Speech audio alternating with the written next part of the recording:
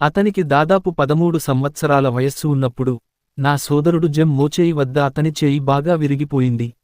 అది నయమైనప్పుడు మరియు ఫుట్బాల్ను ఎప్పుడూ ఆడలేననే భయాలు జెమ్కు తొలగిపోయినప్పుడు అతను తన గాయం గురించి చాలా అరుదుగా స్పృహలో ఉన్నాడు. అతని ఎడమ చేయి అతని కుడి కంటే కొంచెం తక్కువగా ఉంది. అతను నిలబడి లేదా నడిచినప్పుడు అతని చేతి వెనుక భాగం అతని శరీరానికి లంబ కోణంలో ఉంటుంది. అతని బొటనవేలు అతని తొడకు సమాంతరంగా ఉంటుంది. అతను ఉత్తీర్ణత సాధించగలిగినంత కాలం అతను తక్కువ పట్టించుకోలేదు. మేము వాటిని తిరిగి చూసేందుకు తగినంత సంవత్సరాలు గడిచినప్పుడు మేము కొన్నిసార్లు అతని ప్రమాదానికి దారితీసిన సంఘటనలను చర్చించాము. ఈవెల్స్ అన్నింటినీ ప్రారంభించిందని నేను నమ్ముతున్నాను, కానీ నా కంటే 4 సంవత్సరాలు సీనియర్ అయిన జెమ్ ఇది చాలా కాలం ముందు ప్రారంభమైందని చెప్పారు. బూ రాడ్లీని బయటకు తీసుకురావాలనే ఆలోచనను డిల్ మొదట మాకు అందించినప్పుడు డిల్ మా వద్దకు వచ్చిందని అతను చెప్పాడు. అతను విషయాన్ని విస్తృతంగా చూడాలనుకుంటే అది నిజంగానే ప్రారంభమైందని నేను చెప్పాను. Andrew Jackson, general Jackson క్రీక్లను క్రీక్పైకి నడపకపోతే సైమన్ ఫించ్ అలబామాను ఎప్పటికీ తెడ్డువేసి ఉండేవాడు కాదు.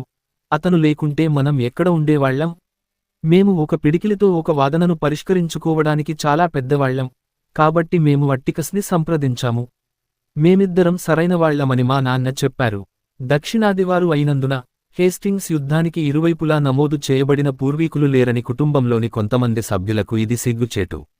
మేము కలిగి ఉన్నదంతా సైమన్ ఫించ్, కార్న్వాల్కు చెందిన బొచ్చు, ట్రాపింగ్ అపోథెకరీ, అతని దైవభక్తి అతని కుత్సితంతో మాత్రమే మించిపోయింది.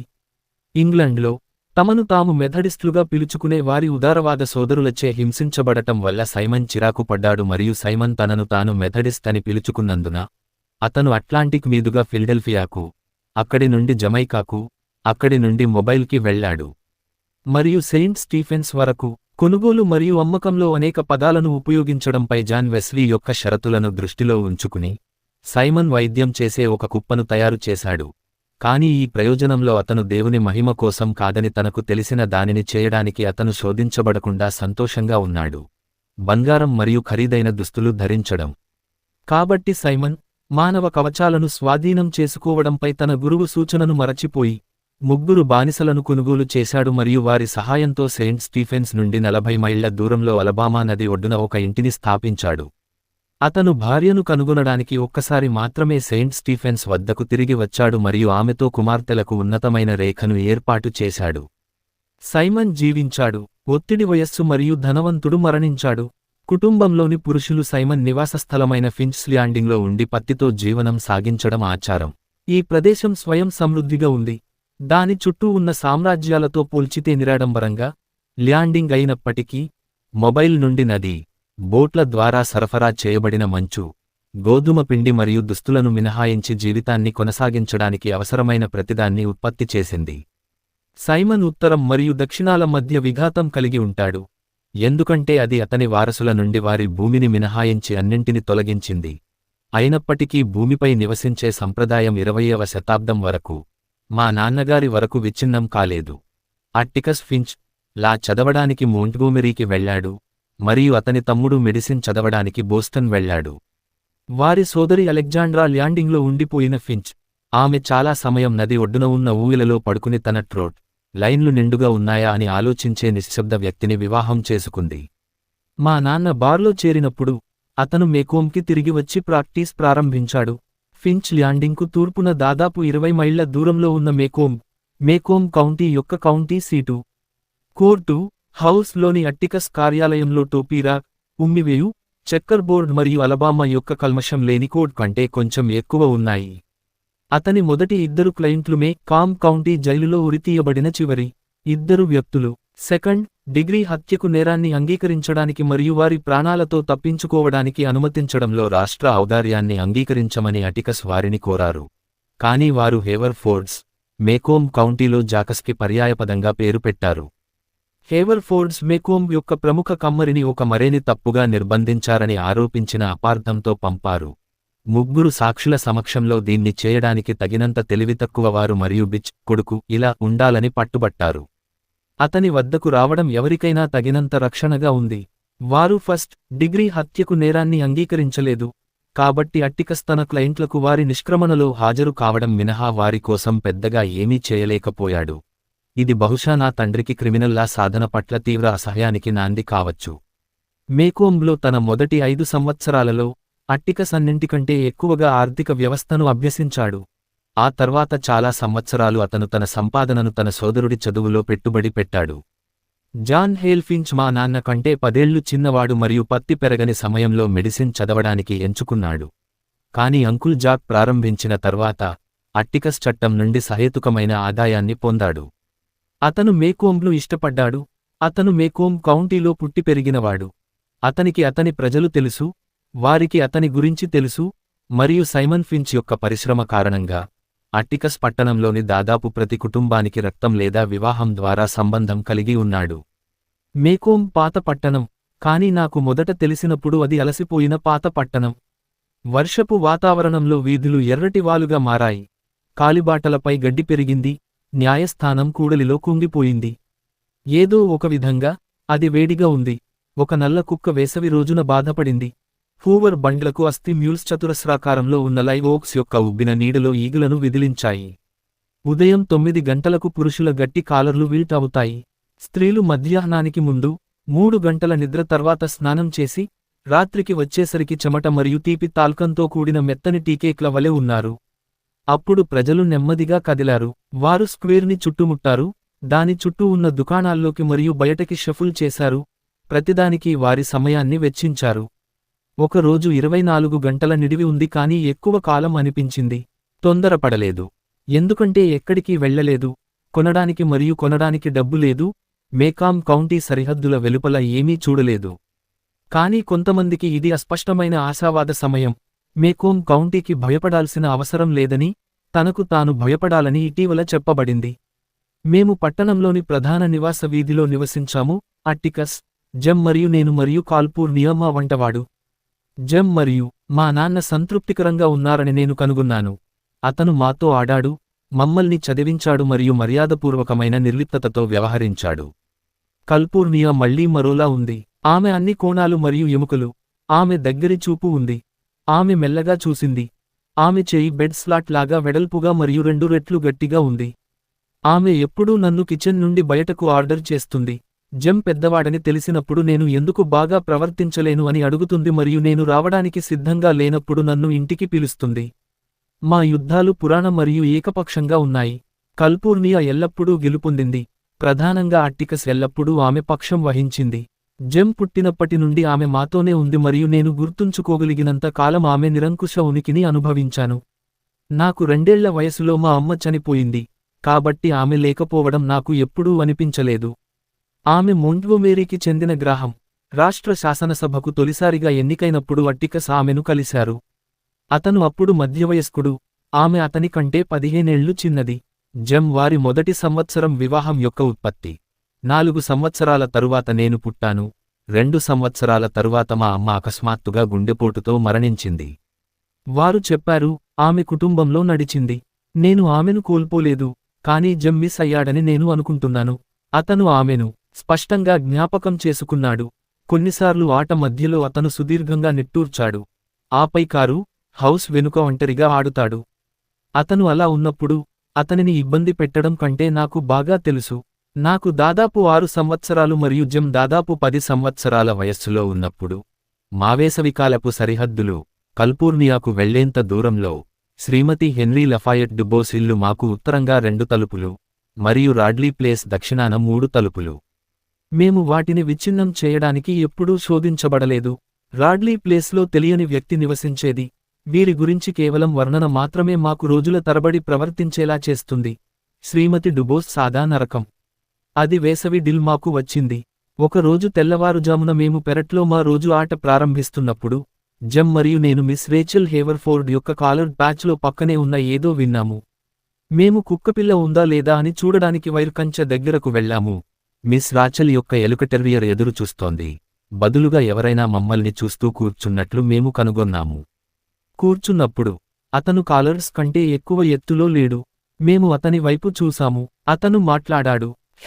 హే మీరే, జెమ్ ఆహ్లాదకరంగా అన్నాడు. నేను చార్లెస్ బేకర్ హారిస్, అతను చెప్పాడు. నేను చదవగలను. అయితే ఏంటి? నేను చెప్పాను. నేను చదవగలనని మీరు తెలుసుకోవాలని నేను అనుకున్నాను. మీకు ఏదైనా చదవాలి, నేను దానిని చేయగలను. మీ వయస్సు ఎంత, జెమ్? 4.5, 7కి వెళుతున్నాను. అయితే ఆశ్చర్యపోనవసరం లేదు అని జెమ్ తన బొటనవేలును నా వైపుకు తిప్పాడు. స్కౌట్ యూండర్ ఆమె పుట్టినప్పటి నుండి చదువుతోంది, మరియు ఆమె ఇంకా పాఠశాలకు వెళ్లడం కూడా ప్రారంభించలేదు.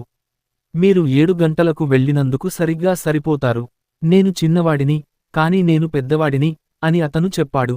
మెరుగైన రూపాన్ని పొందడానికి జెమ్ తన జుట్టును తిరిగి బ్రష్ చేశాడు. చార్లెస్ బేకర్ హారిస్, మీరు ఎందుకు రాకూడదు? వాడు చెప్పాడు. ప్రభు, ఏమి పేరు మీది? ఏ హాస్యాస్పదమైనది కాదు. అత్త రాచెల్ మీ పేరు జెరెమీ అటికస్ ఫించ్ అని చెప్పింది. జెమ్ విసుక్కున్నాడు. నాకు సరిపోయేంత పెద్దవాడిని అని అతను చెప్పాడు. నీ పేరు పొడవుగా ఉంది, 1 అడుగు పొడవుగా ఉంది. ప్రజలు నన్ను డిల్ అని పిలుస్తారు. డిల్ కంచె కింద పోరాడుతూ చెప్పాడు.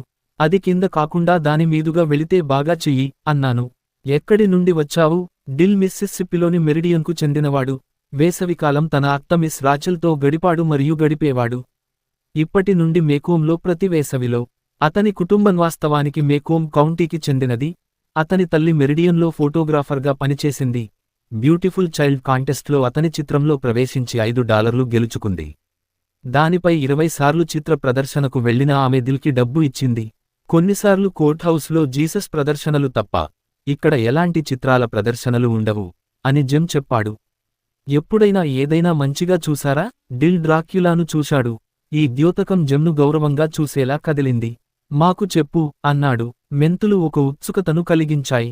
అతను నీలిరంగు నార షార్ట్లను ధరించాడు. అది అతని చొక్కాకి బటన్ను కలిగి ఉంది. అతని జుట్టు మంచు తెల్లగా ఉంది మరియు డక్ఫ్లఫ్ లాగా అతని తలపై అతుక్కుపోయింది. అతను నా కంటే 1 సంవత్సరం సీనియర్, కానీ నేను అతనిని మించిపోయాను. అతను మాకు పాత కథ చెప్పినట్లు అతని నీలి కళ్ళు తేలికగా మరియు చీకటిగా మారతాయి. అతని నవ్వు ఆకస్మికంగా మరియు సంతోషంగా ఉంది. అతను అలవాటుగా తన నుదిటి మధ్యలో ఒక కౌలిక్ని లాగాడు. డిల్ డ్రాకులాను దుమ్ముగా మార్చినప్పుడు మరియు జెమ్ ప్రదర్శన పుస్తకం కంటే మెరుగ్గా ఉందని చెప్పినప్పుడు నేను డిల్ను అతని తండ్రి ఎక్కడ అని అడిగాను. మీరు అతని గురించి ఏమీ చెప్పలేదు. నాకు ఒకటి లేదు. అతను చనిపోయాడా? లేదు. అప్పుడు అతను చనిపోకపోతే మీకు ఒకటి వచ్చింది లేదా? డిల్ బ్లష్ అయ్యాడు మరియు జెమ్ నన్ను హుష్ చేయమని చెప్పాడు. డిల్ అధ్యయనం చేయబడిందని మరియు ఆమోదయోగ్యమైనదిగా గుర్తించబడిందని ఇది ఖచ్చితంగా సూచిస్తుంది. అక్కడ వేసవి తర్వాత రొటీన్ తృప్తిగా గడిచింది. రొటీన్ తృప్తి ఏమిటంటే పెరట్లోని పెద్ద జంట చైనా బెర్రీ చెట్ల మధ్య ఉన్న మా ట్రీహౌస్ ను మెరుగుపరచడం, ఆలివర్ ఆప్టిక్, విక్టర్ యాపిల్టన్ మరియు ఎడ్గార్ రైస్ బరోస్ రచనల ఆధారంగా మా డ్రామాల లిస్టులో రచ్చ చేయడం. ఈ విషయంలో మేము దిల్ కలిగి ఉన్నాము. అతను గతంలో టార్జాన్లో కోతి, ది రోవర్ బాయ్స్లో మిస్టర్ క్రాప్ట్రీ, టామ్ స్విఫ్ట్లో మిస్టర్ డామన్ పాత్రలను పోషించాడు. ఆ విధంగా మేము డిల్ను పాకెట్ మెర్లిన్గా తెలుసుకున్నాము. అతని తల అసాధారణమైన ప్రణాళికలు, వింత కోరికలు మరియు విచిత్రమైన అభిలాషలతో నిండి ఉంది. కానీ ఆగస్టు చివరి నాటికి మా కచేరీలు లెక్కలేనన్ని పునరుత్పత్తి నుండి అస్పష్టంగా ఉన్నాయి మరియు బూ రాడ్లీని బయటకు తీసుకురావాలనే ఆలోచనను డిల్ మాకు ఇచ్చింది. రాడ్లీ ప్లేస్ దిల్ను ఆకర్షించింది. మా హెచ్చరికలు మరియు వివరణలు ఉన్నప్పటికీ అది చంద్రుడు గీసినట్లు అతనిని ఆకర్షించింది. నీరు, కాని అతన్ని రాడ్లీ గేట్ నుండి సురక్షితమైన దూరంలో మూలలో ఉన్న లైట్ పోల్ కంటే దగ్గరగా లాగలేదు. అక్కడ అతను నిలబడి లావుగా ఉన్న స్తంభం చుట్టూ చేయి చూస్తూ ఆశ్చర్యపోతాడు. రాడ్లీ ప్లేస్ మా ఇల్లు దాటి ఒక పదునైన వంపులో ఉంది. దక్షిణం వైపు నడుస్తూ దాని వాకిలికి ఎదురుగా కాలిబాట తిరిగిలాట్ పక్కన నడిచింది. ఇల్లు తక్కువగా ఉంది. ఒకప్పుడు లోతైన ముఖద్వారం మరియు ఆకుపచ్చ షట్టర్లతో తెల్లగా ఉండేది. కానీ చాలా కాలం క్రితం దాని చుట్టూ స్లేట్, బూడిద యార్డ్ రంగుకు చీకటిగా ఉంది. వాన కుళ్ళిన గులకరాళ్లు వరండా చూరుపై పడి ఉన్నాయి. ఓక్ చెట్లు సూర్యుడిని దూరంగా ఉంచాయి. పికెట్ యొక్క అవశేషాలు తాగి ముందు యార్డ్ను కాపలాగా ఉంచాయి. జాన్సన్ గడ్డి మరియు కుందేలు, పొగాకు సమృద్ధిగా పెరిగిన చోట ఎప్పుడూ తుడిచిపెట్టని స్వీప్ యార్డ్. ఇంటి లోపల ఒక దుర్మార్గపు ఫాంటం నివసించింది.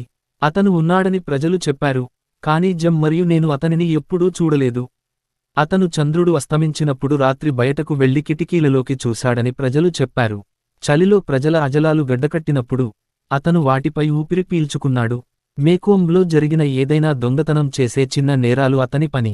ఒకప్పుడు పట్టణం అనేక రాత్రిపూట జరిగే సంఘటనల వల్ల భయాందోళనకు గురైంది. ప్రజల కోళ్లు మరియు పెంపుడు జంతువులు వికలాంగులయ్యాయి. నేరస్థుడు క్రేజీ అడీ అయినప్పటికీ చివరికి బార్కర్స్ ఎడ్డీలో మునిగిపోయాడు. ప్రజలు ఇప్పటికీ రాడ్లీ ప్లేస్ వైపు చూశారు. వారి మొదటి అనుమానాలను విస్మరించడానికి ఇష్టపడలేదు. ఒక నీగ్రో రాత్రిపూట రాడ్లీ ప్లేస్ను దాటలేడు. అతను ఎదురుగా ఉన్న కాలిబాటకు అడ్డంగా కత్తిరించాడు మరియు అతను నడుస్తున్నప్పుడు ఈల వేస్తాడు. మేకోంబ్ స్కూల్ గ్రౌండ్స్ రాడ్ లే లాట్ వెనుకకు ఆనుకుని ఉంది. రాడ్లీ చికెన్ యార్డ్ నుండి ఎత్తైన పెకాన్ చెట్లు తమ పండ్లను పాఠశాల ఆవరణలోకి కదిలించాయి. కాని కాయలు పిల్లలచే తాకబడకుండా ఉన్నాయి. రాడ్లీ పెకాన్లు మిమ్మల్ని చంపుతాయి. రాడ్లీ యార్డ్లోకి కొట్టిన బేస్ బాల్ పోయిన బాల్ మరియు ప్రశ్నలు అడగలేదు. జెమ్ మరియు నేను పుట్టడానికి చాలా సంవత్సరాల ముందు ఆ ఇంటి దుస్థితి మొదలైంది. రాడ్లీలు పట్టణంలో ఎక్కడైనా స్వాగతం పలుకుతారు. మేకోంబ్లో క్షమించరాని అభిమానాన్ని తమలో తాము ఉంచుకున్నారు. వారు చర్చికి వెళ్లలేదు, మేకోంబ్ యొక్క ప్రధాన వినోదం, కాని ఇంట్లో పూజించేవారు. శ్రీమతి రాడ్లీ తన పొరుగువారితో మధ్యాహ్న కాఫీ విరామానికి ఎప్పుడైనా వీధి దాటినట్లయితే మరియు ఖచ్చితంగా మిషనరీ సర్కిల్లో చేరలేదు.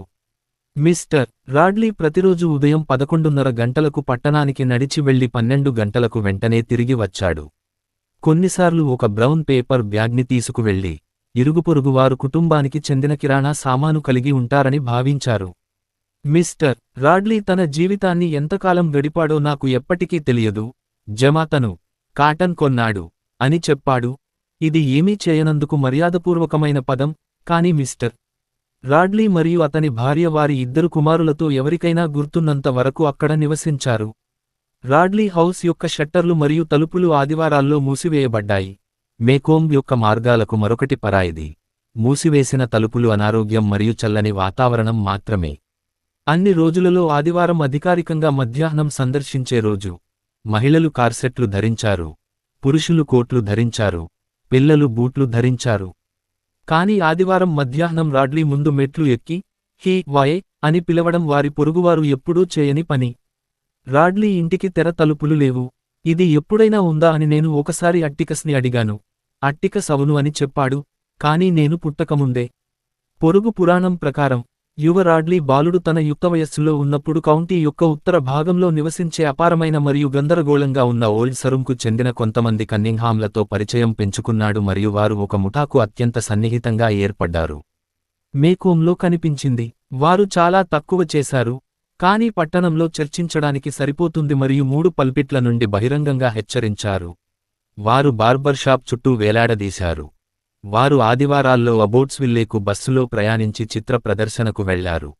వారు కౌంటీ యొక్క Riverside gambling hill, due, drop in మరియు ఫిషింగ్ క్యాంప్లో నృత్యాలకు హాజరయ్యారు. వారు స్టంఫోల్ విస్కీతో ప్రయోగాలు చేశారు. మే కాంబ్లో తన అబ్బాయి తప్పుగా గుంపులో ఉన్నాడని మిస్టర్ రాడ్లీకి చెప్పేంత ధైర్యం ఎవరికీ లేదు. ఒక రాత్రి అధిక ఉత్సాహంతో అబ్బాయిలు అరువు తెచ్చుకున్న ఫ్లివర్లో స్క్వేర్ చుట్టూ తిరిగి వచ్చారు.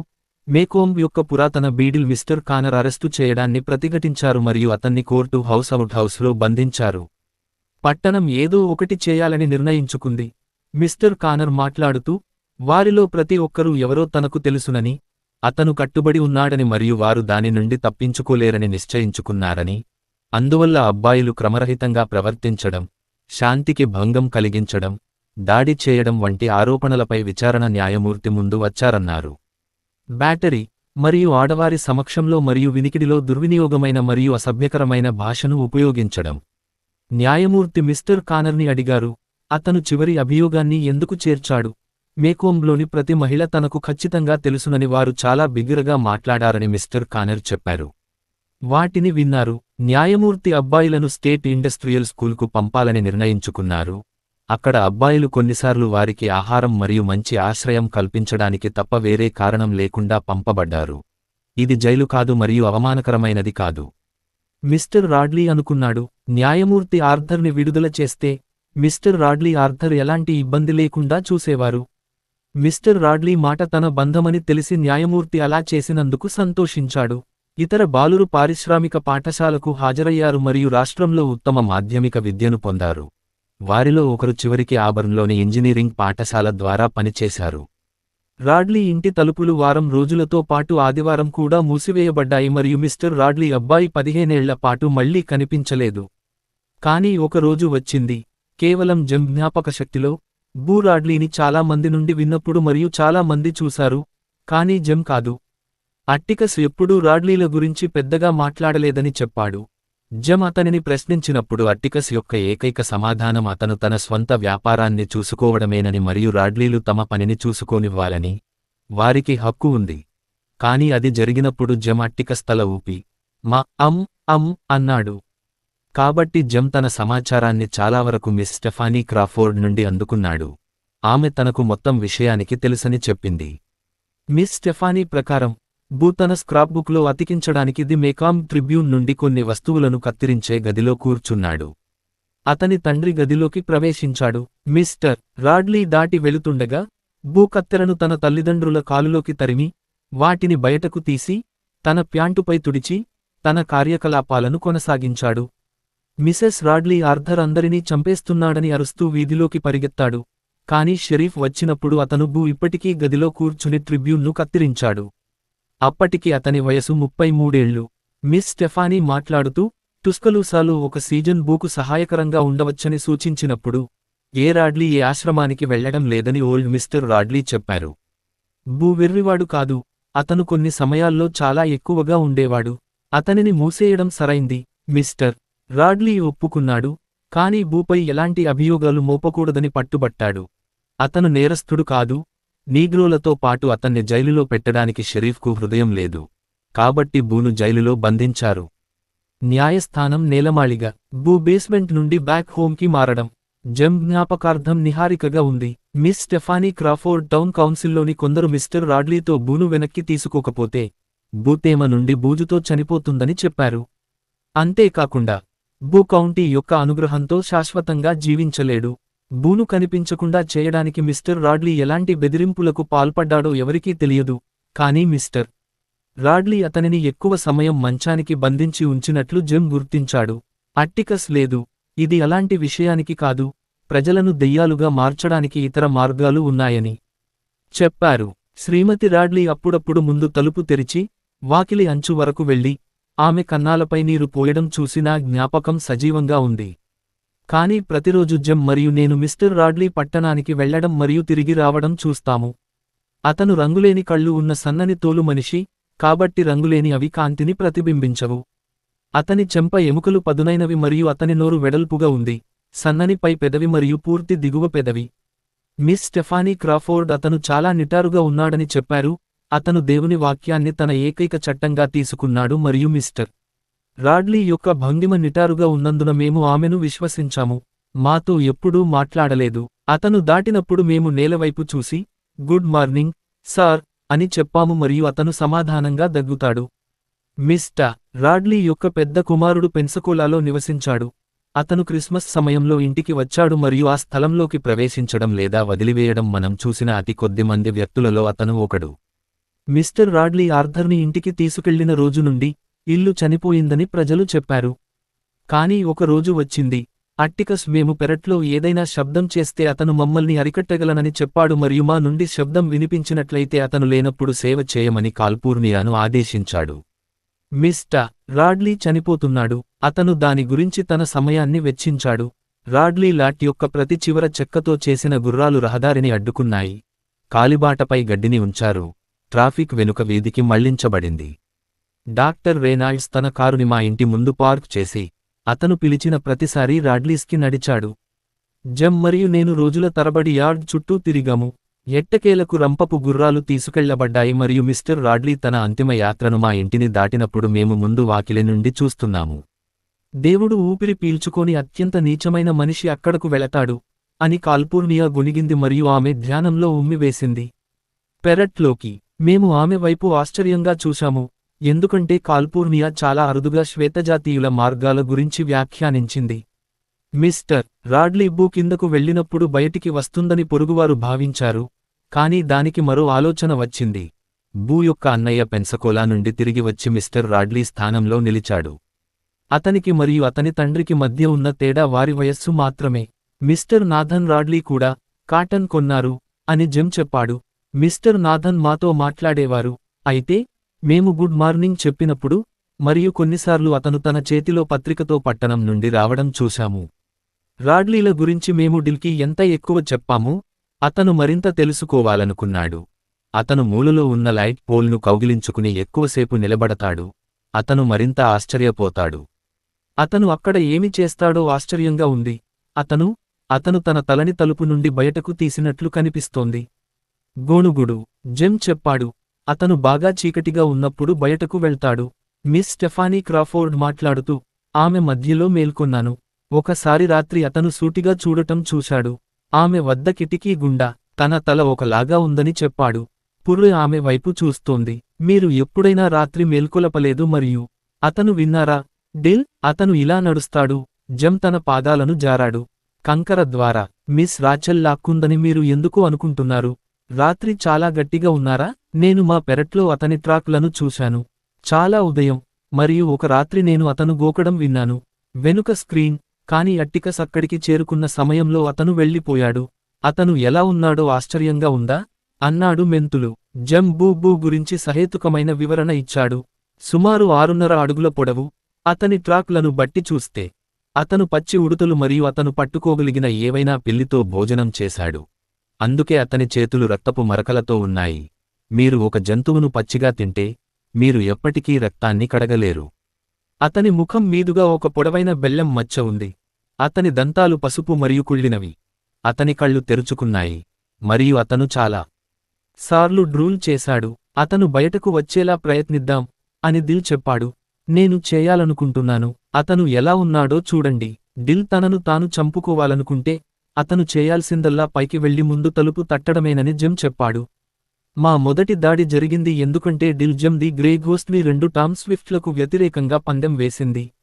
రాడ్లీ గేట్ కంటే ఎక్కువ దూరం వెళ్లదు. అతని అన్నింటిలో జీవితం. జెమ్ ఎప్పుడూ ధైర్యం నిరాకరించలేదు. జెమ్ 3 రోజులు దాని గురించి ఆలోచించాడు. అతను అనుకుంటాను అతని తల కంటే గౌరవాన్ని ఎక్కువగా ప్రేమించాడు. ఎందుకంటే డిల్ అతనిని సులభంగా ధరించాడు. మీరు భయపడుతున్నారు? డిల్ మొదటి రోజు చెప్పాడు. భయపడలేదు. గౌరవప్రదంగా ఉంది, జెమ్ అన్నాడు. మరుసటి రోజు డిల్ అన్నాడు. మీ బొటనవేలు ముందు పెరట్లో పెట్టడానికి కూడా మీరు చాలా భయపడుతున్నారు. అతను తన జీవితంలోని ప్రతి పాఠశాల రోజున రాడ్లీ ప్లేస్ను దాటేవాడిని కాదని తాను భావించానని జెమ్ చెప్పాడు. ఎల్లప్పుడూ రన్నింగ్ అన్నాను. కానీ మెరిడియన్లోని వ్యక్తులు మేకోంబ్లో ఉన్నవారిలాగా భయపడరని, మేకోంబ్లో ఉన్నంత భయానక వ్యక్తులను తాను ఎప్పుడూ చూడలేదని జెమ్తో చెప్పినప్పుడు డిల్ అతనిని 3వ రోజు పొందాడు. జెమ్ను మూలకు మార్చడానికి ఇది సరిపోతుంది. అక్కడ అతను ఆగి, లైట్ పోల్కు ఆనుకుని, గేటును దాని ఇంట్లో తయారుచేసిన కీలుపై వెర్రిగా వేలాడుతున్నట్లు చూశాడు. దిల్ హారిస్ మాకు ప్రతి ఒక్కరికీ బంధుత్వం ఇస్తాడని మీరు మీ తలరాత ద్వారా గ్రహించారని నేను ఆశిస్తున్నాను. మేము అతనితో చేరినప్పుడు జెమ్ అన్నాడు. అతను మీ కళ్లను బయటకు తీస్తున్నప్పుడు నన్ను నిందించకండి. మీరు దీన్ని ప్రారంభించారు, గుర్తుంచుకోండి. నువ్వు ఇంకా భయపడుతున్నావు. డిల్ ఓపికగా గొణిగాడు. జెమ్ డిల్కి తాను దేనికీ భయపడలేదని ఒక్కసారి తెలుసుకోవాలనుకున్నాడు. అతను మమ్మల్ని పొందకుండా బయటకు వచ్చేలా చేసే మార్గం గురించి నేను ఆలోచించలేను. అంతేకాకుండా జెమ్ తన చెల్లెలు గురించి ఆలోచించవలసి ఉంది. వాడు అలా అనగానే నాకు తెలిసి తను భయపడుతున్నట్టు. జెమ్ అతని చిన్న చెల్లెలు ఇంటిపైనుండి దూకడానికి నేను అతనిని ధైర్యం చేసిన సమయం గురించి ఆలోచించాడు. నేను చంపబడితే మీరు ఏమవుతారు? అతను అడిగాడు. అప్పుడు అతను దూకాడు, గాయపడకుండా దిగాడు మరియు రాడ్లీ ప్లేస్ను ఎదుర్కొనే వరకు అతని బాధ్యత అతనిని విడిచిపెట్టింది. నువ్వు ధైర్యంతో అయిపోయావా? అడిగాడు డిల్. నువ్వు అయితే, మెంతులు, మీరు ఈ విషయాల గురించి ఆలోచించాలి, జెమ్ అన్నాడు. లెమ్మే ఒక్క నిమిషం ఆలోచించండి. తాబేలు బయటకు వచ్చేలా ఉంది. అది ఎలా ఉంది? అడిగాడు డిల్. అతని కింద ఒక మ్యాచ్ కొట్టండి. అతను రాడ్లీ ఇంటికి నిప్పు పెడితే నేను అతనిపై అట్టికస్ చెప్పబోతున్నానని జెమ్కి చెప్పాను. తాబేలు కింద మ్యాచ్ను కొట్టడం ద్వేషపూరితమని దిల్ అన్నాడు. ద్వేషపూరితమైనది కాదు, అతనిని ఒప్పించింది. మీరు అతనిని అగ్నిలో పడేసినట్లు కాదు, జెమ్ విసుక్కున్నాడు. ఒక మ్యాచ్ అతనికి హాని కలిగించదని మీకు ఎలా తెలుసు? తాబేళ్లు అనుభూతి చెందవు, స్టూపిడ్, జెమ్ అన్నాడు. నువ్వు ఎప్పుడైనా తాబేలులా ఉన్నావా? నా స్టార్స్. డీల్, ఇప్పుడు లెమ్మే రాక్ హిమ్ థింక్. మేము చేయగలమని లెక్కించండి. జెమ్ చాలాసేపు ఆలోచనలో ఉండిపోయాడు. డిల్ ఒక తేలికపాటి రాయితీని ఇచ్చాడు. నువ్వు ధైర్యంగా బయటికి వచ్చావని నేను చెప్పను మరియు మీరు పైకి వెళ్లి ఇంటిని తాకినట్లయితే నేను నిన్ను గ్రే ఘోస్ట్గా మార్చుకుంటాను. జెమ్ ప్రకాశవంతమైంది. ఇల్లు ముట్టుకో. అదంతా? మెంతులు నవ్వాడు. ఖచ్చితంగా అంతే. ఇప్పుడేనా? నేను తిరిగి వచ్చే నిమిషంలో మీరు వేరేలా చేయకూడదనుకుంటున్నాను. అవును, అంతే, అన్నాడు దిల్. అతను మిమ్మల్ని పెరట్లో చూసినప్పుడు అతను బహుశా మీ తర్వాత బయటకు వస్తాడు. అప్పుడు స్కౌట్, నేను అతనిపైకి దూకి మేము చెప్పే వరకు అతన్ని పట్టుకుంటాను. మేము అతనిని బాధించము. మేము మూలను విడిచిపెట్టి, రాడ్లీ ఇంటి ముందు నడిచే ప్రక్క వీధి దాటి, గేటు వద్ద ఆగాము. బాగా కొనసాగండి, డిల్ అన్నాడు. స్కౌట్ మరియు నేను మీ వెనుక ఉన్నాము. నేను వెళ్తున్నాను, జెమ్ అన్నాడు. నన్ను తొందరపడకండి. అతను లాట్ యొక్క మూలకు నడిచాడు. ఆపై మళ్లీ సాధారణ భూభాగాన్ని అధ్యయనం చేస్తూ, ప్రవేశాన్ని ఎలా ప్రభావితం చేయాలో నిర్ణయించుకుంటున్నట్లు, ముఖం చిట్లించి మరియు గోకడం చేశాడు. అప్పుడు నేను అతనిని వెక్కిరించాను. జెమ్ గేటును తెరిచి ఇంటి వైపుకు దూసుకెళ్లాడు. దానిని తన అరచేతితో కొట్టాడు మరియు అతని ప్రయత్నము విజయవంతమైందో లేదో వేచి చూడకుండా మమ్మల్ని దాటి వెనక్కి పరిగెత్తాడు. డిల్ మరియు నేను అతని మడమలను అనుసరించాము.